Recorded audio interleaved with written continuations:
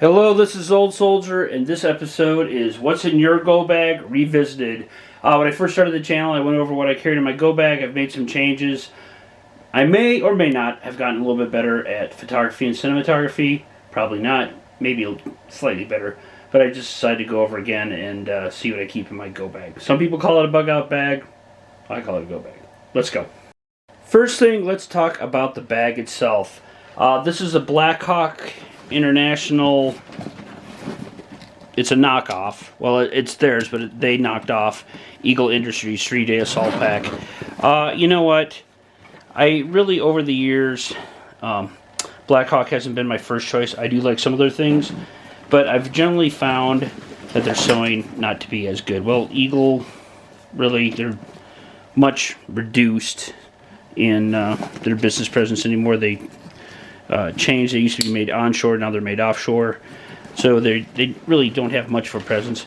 However, this is one of the exceptions. There are certain things that Blackhawk makes that I like better. I won't say like better. I also have a... Oh, shoot. About that. I also... there's some things that I like better, or like the same. I also have this copy, the Eagle copy of this, which is actually, it is better. This one is a little bit bigger, but this has been relegated for years as my go bag, and I've got to say it has stood the test of time. And you'll have to excuse the dog hair on this because we have hounds and they get into everything. Their hair gets into everything. But anyway, this thing has served well. Now there's people who say, hey, don't have a black bag because it stands out, or a military style bag. This is black. It's kind of nondescript. I'm like, I think if it ever is that bad, you're carrying any type of bag, it's going to show, that you might have stuff in a bad situation, emergency situation, that other people would want. Regardless, people might say, what's in your bag? But anyway, for this is what I used, mainly because I had it. This was issued to me post-military employment for a foreign deployment in the Middle East. One thing I will say, this was black, and I'm not a big fan of black stuff in the Middle East in hot climates because there's generally a lot of sun and it absorbs the heat, and it gets very hot to the touch if you have water inside of it. This one is equipped with a excuse me, a water bladder, and man, I would put water inside this. It would get so hot in the Middle East in the summertime you could barely drink the water. But anyway, this is what I use. Blackhawk 3-day assault pack. I keep an admin pouch on the outside. I've also had this for years and years, and it's always good to have magic marker, a Sharpie. I also have keep a kit, excuse me, a repair kit for my thermal rest mattress that I sometimes carry, sometimes not, but generally notepad, pens, Sharpie on the outside. Chapstick, always good.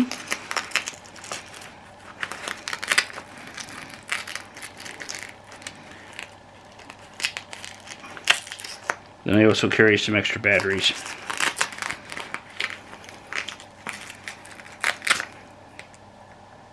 That I need to replace. That's a good thing I went over this. I carry some D-cells and some CR123s also. And it's a good thing I checked this because, boy, that definitely needs to be replaced. New AAAs, all good. Navigation, I carry both a Techno Wrist Compass and a Garmin Fortrex. GPSs are great, but batteries run out. Yes, this is for the younger generation. This is called a compass, and it is used for determining direction. No batteries. But, hey, why not have both? Cutting tools, I have a Ka-Bar Becker BK2 as a sheath knife that I keep inside the bag. I have a Gerber with 3 interchangeable blades, and then I also have a pocket chainsaw. Let's talk about those.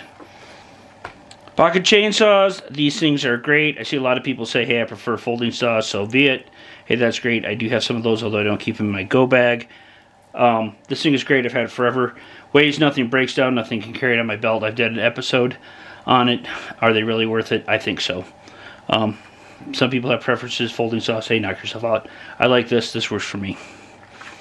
Ka-Bar Becker BK2. These things are just a beast of a knife. They're affordable, well under $100, so they were when I purchased this one. I love it. Gerber folder with interchangeable blades. This thing is great. I've had this for years. I still had this when I was in the military. First one is a drop point. I've used this any number of times to dress wild game and fish. And of course, now that I'm doing this episode, I can't get the... There we go. Pops right out. And then I can put... this is a drop point with a gut hook blade. Or not a drop point, but a gut hook blade. Snaps right back in. I'm really not even sure if they make these things anymore. And if they don't, I think I said this in the original episode, they should. Just another thing real quick, it does come with a sawtooth blade. If you are making snares in the field, something like this is invaluable for precision cuts to make, let's say, a figure 4 deadfall or some other triggering device. Excellent piece of kit. Fire making. Hey, disposable lighters are great, although anymore I do usually carry a Zippo with a cover of a inner tube on it, but hey, these things are fire and forget. Throw them in there, check them every once in a while. That's an off-brand. That's a Bic. Some fire starter. That's a fire starter from Procam Tech. It's a stick. This stuff is great. I got a 3-pack. Put one in my wife's car, put one in my daughter's car, and keep that in my Bugout bag. That is a ferro rod from 4 Directions Bushcraft. Handy piece of kit. And then I also keep, it's a package of military trioxane fire starter, heat tab, an oldie buddy goodie. But fires are important. Fires form a shelter, and hey, that says it all. So I've got ways to start fire. Signaling lighting, I generally always keep a flashlight on me. In addition to that, my preferred headlamp is the Petzl Tactica. I think these things are great. They're pretty ubiquitous headlamps of some sort. If you like some other brand, that's fine too. Hey, I also added, I think since the original episode, this is cheap, inexpensive, easily usable strobe. Not IR, not military grade. This has been approved by Coast Guard use. It looks like something you would maybe strap onto a life vest. It's not the most powerful thing, as you can see, but there's a time and a place for it. It weighs almost nothing. It was very inexpensive, and I didn't think it was a bad thing to add to the kit. Couple chem lights. Hey, you can use them for lighting. They don't need batteries. Check them every once in a while, although they do have a fairly good shelf life. If you need to signal, put one of these on the end of a piece of 550 core and circulate rapidly, spin it. And it's called a buzzsaw. They use in the military. It's a military technique, and that can be seen for miles. So, hey, very simple signaling, but that's what I got. Hey, under miscellaneous, good pair of gloves. Hey, these are Oakley tactical gloves. I like them. But you don't need tactical gloves, but something to protect your hands from sharp objects, maybe when things are hot, or maybe to protect your hands at least a little bit from the cold. But a pair of work gloves, like I said, these are tactical gloves or shooter gloves. They've got the hard knuckle. I had an extra pair, I threw them in there. But a pair of gloves, something to protect your hands. Always good. I almost put this as miscellaneous, but good thing to have.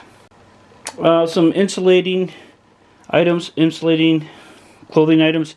This is a balaclava, can be fashioned into a stocking cap, weighs nothing, can protect my face and hands. Extra pair of wool socks in a waterproof bag, because cold wet feet suck. Pair of long underwear, and I also have another balaclava made out of polypropylene. Once again, weighs nothing, pardon me, these are gloves, I'm sorry. I take that back. These are a little pair of lightweight polypropylene gloves that I could use to insulate my hand in case it was cold. I need a lightweight glove. And then I also have polypropylene long underwear. Throw it on, stay warm. Along the line of protective clothing, I have a Gore-Tex Gen 1 Light 1 Surplus Woodland Pattern Gore-Tex rain suit. Handy. They live in this bag. I used this yesterday. I was on the road. I threw this in my truck. I throw this in my truck whenever I'm on the road for long periods of time. And got caught in snow rain yesterday and threw it on, and it kept me nice and dry. Gore-Tex rain gear. Shelter.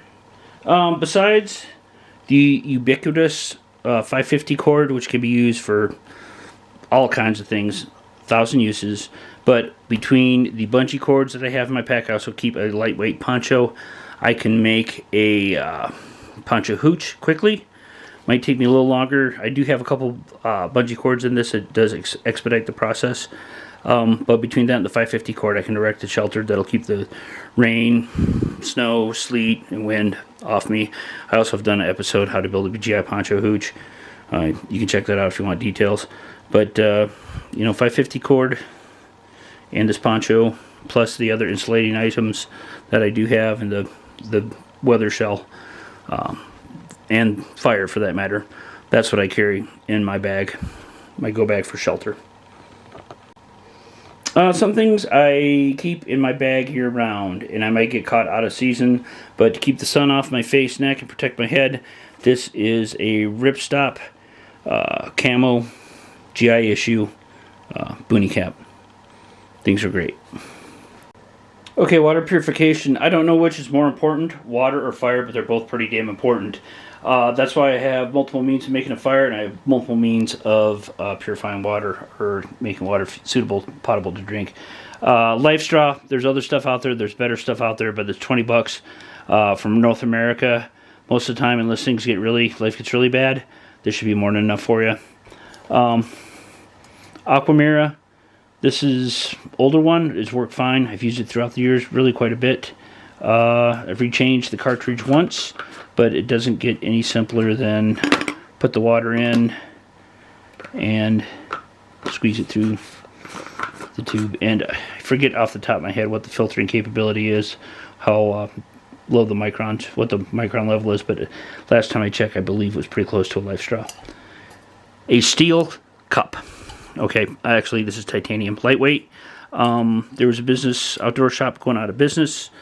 I would never pay retail for a titanium cup in my days of rock climbing. I'm never going to scale Everest, where you need something like this matters. But they were having a fire sale. They were going out of business. I believe this is MSR. It is. And you should have some sort of device, whether there's a canteen cup, a steel cam cup, or one of these in your bag to boil water in. Purification tabs. These are not military. These will work fine. They replace them from time to time. These things, this is from MSR, a mixed oxidant water purifier. MSR discontinued them. I continue to use mine because it still works, quite simply. It's battery powered, which doesn't make it the most reliable. It uses 2 CR123 lithium batteries. But what happens is a little rock salt in here. You make a brine. You put it in with a amount of water, and the mixed oxidants deactivates the contaminants in the water. Now, if you take water, it's probably a good idea for the physical, filter it through whatever to, remove the physical contaminants. But I've used this extensively, and it still works great.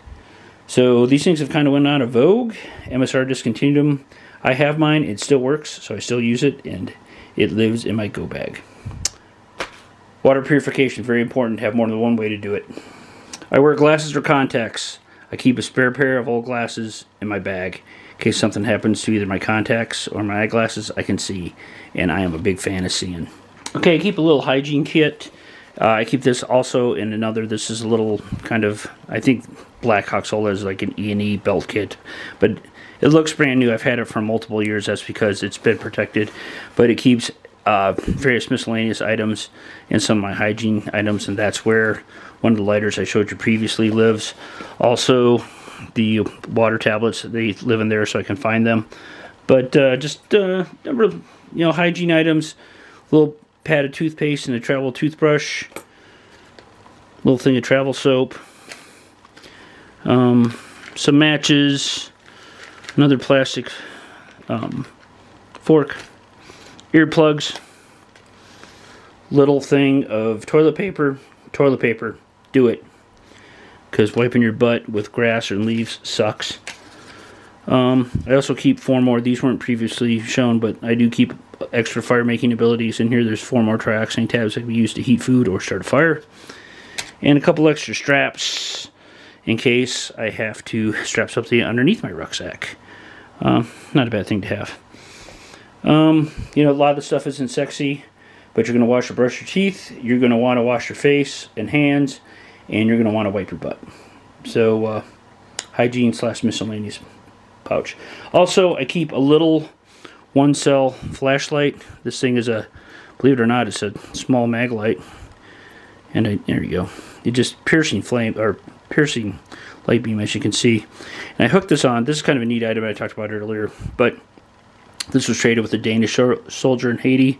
It's in their ration kits, and it's a can opener, bottle opener, and spoon. And it does, this is a little bit bigger than the old P38, but I got even superior to the P38.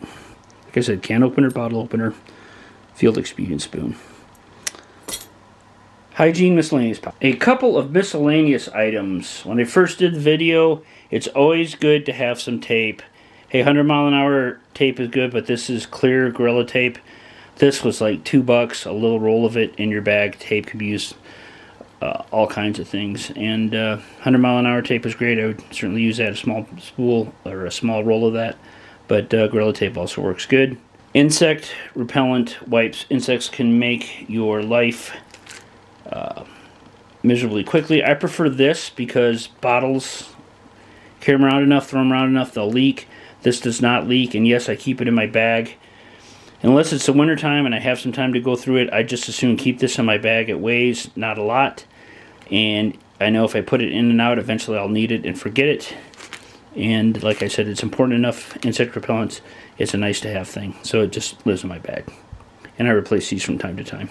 First aid, yes, I realize that this first aid kit is an artifact. However, when it is shut, it does provide a waterproof bag for my little itchy owie kit. I also keep a couple pressure bandages in here. I have a quick clot sponge if there was severe bleeding. I also, well, it's not pictured here, but I also keep tourniquets in the truck. But you know, I guess I'm without it, I can, if I have to, I can make a tourniquet quickly. I should probably add one to my Bugout bag. If you are going to add one thing, that would be the thing to add. I also have a small wound closure kit. Not the best first aid kit. Like I said, I do also keep a trauma kit in my truck. And if I was going to switch something out at the last minute or add something on and strap it on the outside, that's how I would do. Food. Why food? Because any idiot could be hungry. Talk to anybody who's ever been to Ranger School. They will tell you how food deprivation really does suck. So I keep a full MRE. I keep 3 other main meals.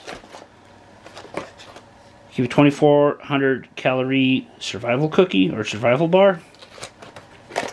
And a cup of Mountain House lightweight dehydrated meals. So, hey, if you have to eat on the move, you could grab this, break it up. But also, if I had to, while I'm, you know, marching, walking, whatever you want to say, I can bust open one of these. I might be able to put it inside next to my skin for an hour or so to warm it up, or make a fire. Well, on the move, I could eat it.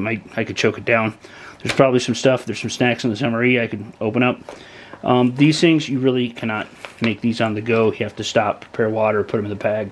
But they're lightweight. That's the nice thing. And these things have super long shelf lives. So longer than any of the other things. Hey, after place these, I think the 5-year shelf life probably stretched that out a little bit longer. MREs, you know, we'll see. But, you know, by far, even the Pro Packs have pretty long shelf life. You just got to keep, if you keep them in a bag and they get bounced around, you got to make sure you don't puncture them. Hey, in an emergency, I could probably stretch this food to last 2 or 3 weeks. A couple pounds, but being hungry sucks. Also, for procurement, food procurement, this is just a cheap little kit. They came in like a 3-pack off of Amazon. They're not the best, But I did a short earlier this year where, and the same thing, using everything in this kit, and I did cheat and used a little bit of power bait, but we were ice fishing and you know, had numerous strikes. Hook was a little bit big, and that's why I lost some of the strikes. But you know, could catch trout. Nice thing to have. Costs almost nothing, weighs almost nothing, and you could use it to procure fish. It comes down to it, I'm probably going to redo this. Maybe add some lighter weights and a few other smaller hooks. And maybe a lure too, but like I said, something maybe that I could, besides the snare, I can fish. Situation appropriate, situation dictates, a little fishing kit. Nice to have item, also goes with food, also goes with purifying water. I have an MSR pocket rocket stove, and I do keep 2 fuel cartridges in it. Some people say that's a little bit too much, I'm a little bit heavy on it. I don't care, I can heat up water quick, I can make pine needle tea, I can boil water to purify it, and it's another way of starting to fire quick. And if I do decide I want to have a hot meal, I can warm it up in that titanium cup, add it to my dehydrated food, you know, put it in the pouch, throw everything back in the pack, you know, let it sit for 10 minutes and pretty much eat it on the move. Sometimes it's much faster than starting a fire, and this is yet another way I could, you know, I could use it to help get a fire started if I had to, but not ideal, but I think it's well worth its weight. This weighs nothing, this is a little bulky, and this is good if wisely used. Could be used to heat up an awful lot or boil an awful lot of water. Almost in miscellaneous, but kind of food related. This is an eating tool. It's a little small spork bottle opener. Has a couple other things that it can do as well.